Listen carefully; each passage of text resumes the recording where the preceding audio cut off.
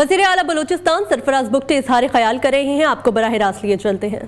पूरे पाकिस्तान में सियासी ट्रबलेंस है, ऐसे में बलूचिस्तान से एक कंसेंसस का मैसेज देना आप सब लोग खराज तहसीन के मुस्तहिक हैं।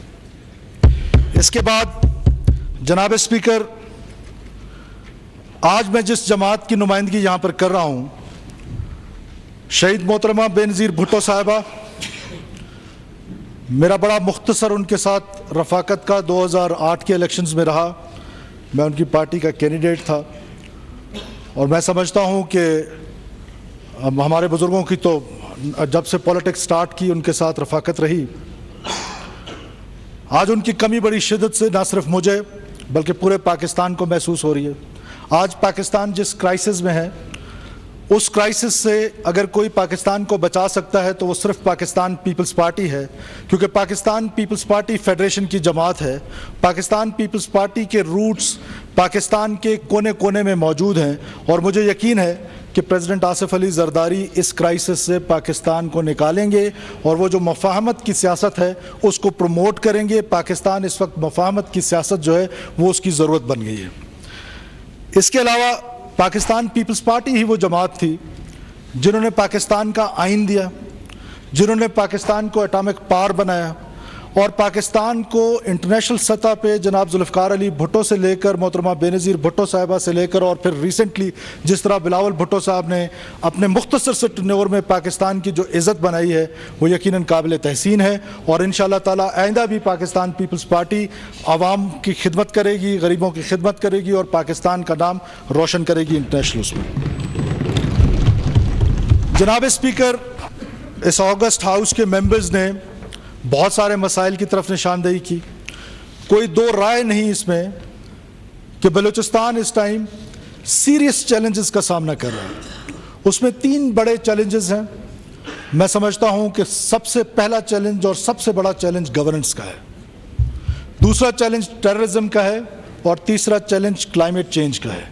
मैं मुख्तसरन वक्त की कमी के हिसाब से सिर्फ इन तीन चैलेंजेस पे अपने फेलो सिटीजन्स को, जो बलूचिस्तान के अवाम हैं, उनको गोशगुजार करना चाहता हूँ कि किस रोड मैप के तहत, एक प्लान के तहत हम इन तीनों चैलेंजेस को निपटेंगे। सबसे पहला चैलेंज गवर्नेंस का है। जनाब स्पीकर, गवर्नेंस का चैलेंज हम इस हॉल में बैठे हुए लोगों ने एड्रेस करना है, इस ऑगस्ट हाउस के हर एक मेंबर ने, उसके बाद हमारी बलूचिस्तान की ब्यूरोक्रेसी ने, जो बलूचिस्तान से ताल्लुक़ रखते हैं। कब तक हम और लोगों को मुर्द इल्ज़ाम ठहराएंगे? हमने इस गवर्नेंस के चैलेंज को न सिर्फ एक्सेप्ट करना है बल्कि इसको ठीक करना है। अब गवर्नेंस के चैलेंज में कौन से बड़े चैलेंजेस हैं? उसमें एजुकेशन सिस्टम का चैलेंज है। हम नए जामियात बनाए जा रहे हैं, हम नए कॉलेजेस बनाए जा रहे हैं, हम नए स्कूल्स बनाए जा रहे हैं। वो स्कूल्स क्या हैं? क्या हमारे बैठक का काम देंगे? हमने गोस्ट स्कूल्स, गोस्ट टीचर्स, हमने जिस तरह बख्त काकड़ साहब ने कहा और एक दो मेंबर्स ने कहा, एजुकेशन सेक्टर में इमरजेंसी नाफिज कर दी गई है। इंशाअल्लाह ताला अब ये नहीं होगा। हम इंशाअल्लाह ताला इस सूबे के गरीब आवाम को, जो उनके बच्चे सर्दियों में ठठरते हैं, गर्मियों में झुलसते हैं, उनके बच्चों को स्कूल भेजेंगे, उन स्कूलों को ठीक करेंगे, पूरा एक रोड मैप देंगे बलूचिस्तान के लोगों को कि हम इन स्कूल्स को किस तरीके से ठीक करेंगे और किस तरीके से इनको फंक्शनल करेंगे। उसके बाद फिर हायर एजुकेशन पे जाएंगे इंशाअल्लाह ताला। इसी तरह जो हेल्थ फैसिलिटीज़ हैं, इंफ्रास्ट्रक्चर मौजूद है, पुअर इंफ्रास्ट्रक्चर है। डिस्ट्रिक्ट हेल्थ क्वार्टर्स के हॉस्पिटल्स हैं, डिविजनल हेडक्वार्टर के हॉस्पिटल्स हैं। मुझसे पहले जिन रुफ़का ने उस पर काम किया है, हम उसको कंटिन्यू करेंगे, अच्छे काम को कंटिन्यू करेंगे और नए जदीद तरीक़ों से इंशाअल्लाह ताला इस हेल्थ को पब्लिक प्राइवेट पार्टनरशिप के साथ इसको ठीक करने की कोशिश करेंगे। एटलीस्ट डिविजनल हेडक्वार्टर्स में उस तरह के हॉस्पिटल्स होने चाहिए जिस तरह पाकिस्तान पीपल्स पार्टी ने सिंध में हेल्थ रेवोल्यूशन लेकर आए। इंशाअल्लाह उसको हम बलूचिस्तान में मिल के लेकर आने की कोशिश करेंगे और लेकर आएंगे। इसके बाद जो हमारी यूथ है, जनाब स्पीकर, ये यूथ जो है वो बेरोजगारी के आलम में अपनी डिग्रियां लेकर दर बदर फिर रहा है और उसका जो फ्रस्ट्रेशन है, जो फ्रस्ट्रेशन लेवल है वो दिन ब दिन बढ़ता जा रहा है। ہم نے اپنے یوتھ کو نہ صرف اسکل کی طرف لے کے جانا ہے، ٹیکنیکل ٹریننگ سکولز بنانے ہیں جو ایگزسٹنگ ہیں ان کو اسٹرینتھن کرنا ہے تاکہ ہم بلوچستان کے یوتھ کو دنیا میں ایکسپورٹ کر سکیں.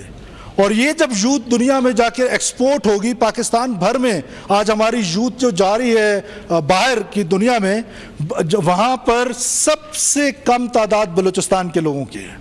ہم انشور کریں گے کہ ہم اپنی ٹیکنیکل ٹریننگ سکولز کو امپروو کریں گے، اور ٹیکنیکل ٹریننگ سکولز کو امپروو کرنے کے ساتھ ساتھ جو ہماری یوتھ ہے جس میں بڑا پوٹینشیل ہے، اس یوتھ کو ہم انشاءاللہ ایکسپورٹ کریں گے دنیا کے مختلف ممالک میں، تاکہ نہ وہ صرف ہمارے لیے عزت کا باعث بنے بلکہ اپنے جو ان کے چولہے ہیں، جو پیچھے فیملیز ہیں، ان کو بھی لک آفٹر کر سکے اور پاکستان کی اکانومی میں بھی ایک پازیٹیو کردار ادا کر سکے. جناب اسپیکر، آپ کو پتہ ہے کہ 18th امینڈمنٹ کے بعد تمام تر ذمہ داری ہمارے اوپر عائد ہوتی ہے. ہم نے اپنا ریونیو بڑھانا ہے. کب تک ہم کشکول لیے پھریں گے؟ بلوچستان میں کون سا معدنی وسائل ہے جو موجود نہیں؟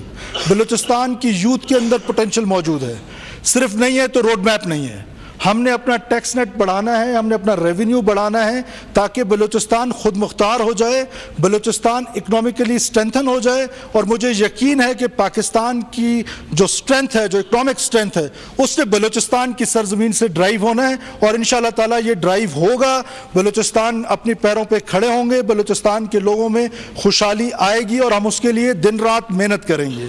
ہم ایک لمحہ بھی چین سے نہیں بیٹھیں گے، ایفرٹ کریں گے. ساری ٹیم ایفرٹ کرے گی، نئی ٹیم آئے گی، یہی دوست آئیں گے. پوٹینشیل ہے اس ہال میں بیٹھے ہوئے لوگوں کا، جہاں سینئر لوگ بیٹھے ہوئے ہیں، جہاں پر ہمارے پاس 3 ایکس چیف منسٹرز بیٹھے ہوئے ہیں، ہمارے پاس باقی سینئر لوگ بیٹھے ہیں، جونیئر بیٹھے ہیں. ہم مل کے انشاءاللہ تعالی بلوچستان کی اس گورنر کی کرائسس کو، گورننس کی کرائسس کو ٹھیک کرنے کی کوشش کریں گے، محنت کریں گے. ہم سے غلطی ہو سکتی ہے جناب اسپیکر، بددیانتی اور بدنیتی نہیں ہو سکتی ہے. جناب اسپیکر، اس کے بعد جو اگلا چیلنج ہے میں سمجھتا ہوں کہ وہ کلائمیٹ چینج کا ہے. کلائمیٹ چینج جس میں جہاں دنیا میں جو کلائمیٹ چینج پاکستان جس کی وجہ سے ہٹ ہو رہا ہے، وہاں پاکستان کا کردار کوئی نہیں ہے. اور اسی طرح بلوچستان جب ہٹ ہو رہا ہے تو بلوچستان کا کوئی کردار نہیں ہے اس کلائمیٹ چینج میں. تو لہٰذا آج جس طرح ہمارے دوستوں نے کہا، گوادر کا، خاران کا، جہاں جہاں پر یہ فلڈنگ ہوئی ہے، اربن فلڈنگ ہوئی ہے، میں مولانا صاحب آپ پہلی فرصت میں آج یا کل انشاءاللہ آپ کے ساتھ گوادر کی گلیوں میں ہوں گے اور وہاں سے ڈی واٹرنگ کریں گے اور تب واپس آئیں گے. آخری چیلنج جناب اسپیکر، ہم سب کو پتہ ہے کہ ٹیررزم کا ہے. جب وائلنس ہوتا ہے کسی بھی معاشرے میں، تو ریاست کے پاس رسپونڈ کرنے کے 2 ہی طریقے ہوتے ہیں، 2 ہی ٹول ہوتے ہیں. ایک ٹول ہے ڈائیلاگ کا اور ایک ٹول ہے ڈیٹرنس کا. بلوچستان کے کانٹیکسٹ میں ہم پروموٹ کریں گے، پاکستان پیپلز پارٹی کی پالیسی ہے کہ پاکستان پیپلز پارٹی کسی بھی کانفلکٹ کو ریزالو کرنے کے لیے ڈائیلاگ پہ یقین رکھتی ہے. ہم ڈائیلاگ کریں گے، بار بار کریں گے اور بار بار یہ میسج دیں گے. اور آج اس پلیٹ فارم سے بھی ان نوجوانوں کو میں یہ میسج دینا چاہتا ہوں جو آج پہاڑوں پر ہیں، جنہوں نے وائلنس کا راستہ اپنایا ہے، وہ وائلنس کا راستہ ترک کریں اور واپس آئیں، اور واپس آ کر مین سٹریم کا حصہ ہوں، پولیٹیکل سسٹم کا حصہ ہوں. پاکستان کے کانسٹیٹیوشن میں ان کے لیے جو رائٹس کی جدوجہد ہے، ہم سب مل کر وہ کرنے کے لیے تیار ہیں. ہم سب ان کے دست بازو بنیں گے. وہ آئیں اور یہاں پر آ کر مین سٹریم کا حصہ بنیں.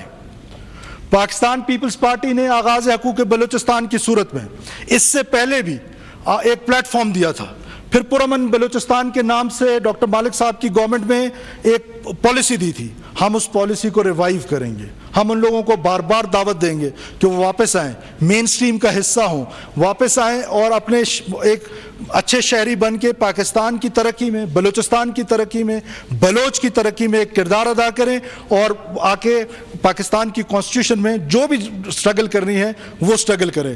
جناب اسپیکر، بلوچستان کو جب رائٹس ملے ہیں، چاہے وہ 1 یونٹ کا ٹوٹنا تھا اور بلوچستان کو پروونس کا سٹیٹس ملنا تھا، چاہے 18th امینڈمنٹ کی صورت میں صوبائی خود مختاری ملنی تھی، یہ ہمیشہ پارلیمنٹ سے ملی ہے.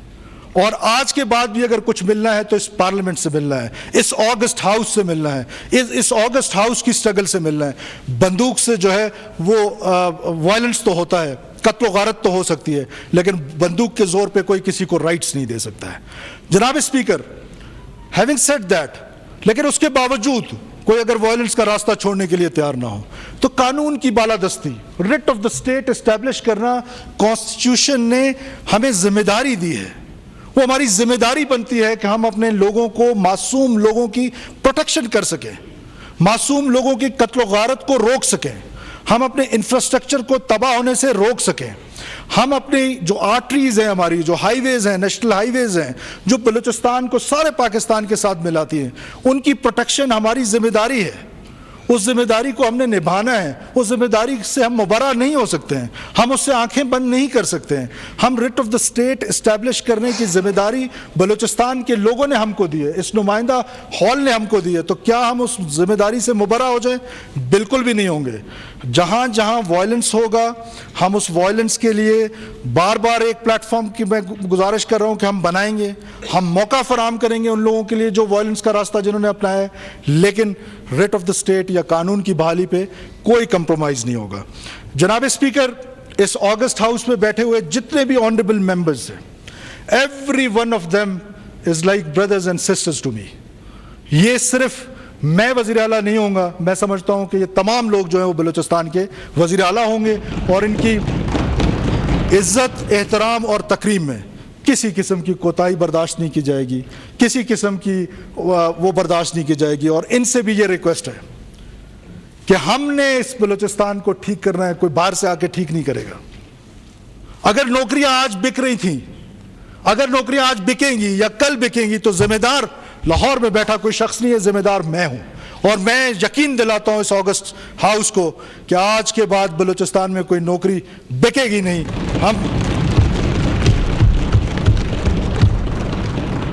ہم ان نوجوانوں کو میرٹ پہ نوکریاں دیں گے. جو نوکری آئے گی انشاءاللہ تعالیٰ میرٹ پہ ملے گی. یہ جو بکنے کا سلسلہ تھا یہ آج کے بعد سے وہ لوگ سن لیں, وہ لوگ سن لیں جنہوں نے یہ نوکریاں بیچی ہیں. آج کے بعد اس گھنونے دھندے میں نہ شامل ہوں.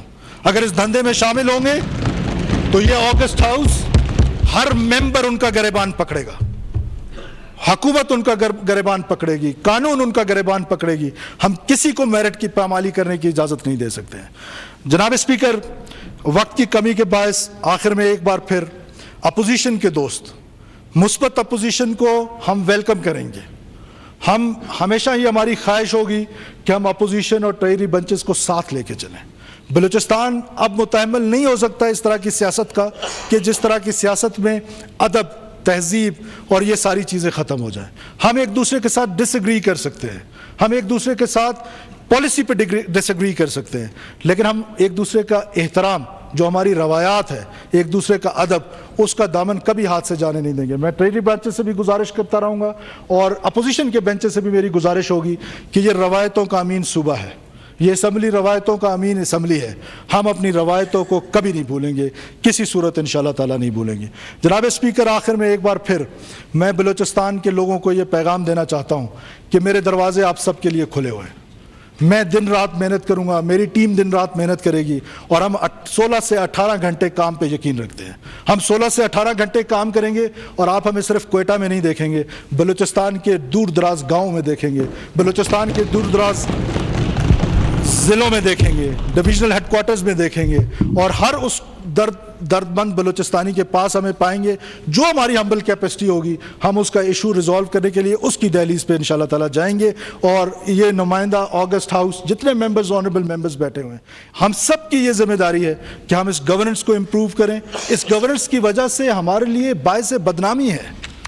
اب 18th امینڈمنٹ کے بعد ہمارے پاس کوئی لیم ایکسکیوز نہیں ہے کہ ہم کسی اور کو مورد الزام ٹھہرائیں کہ ہمارے مسائل. وفاق کے ساتھ, جناب اسپیکر, وفاق کے ساتھ ہمارے مسائل ضرور ہیں, لیکن ہم وہ ہیلدی ڈبیٹ کے ذریعے اس مسائل کو حل کرنے کی کوشش کریں گے.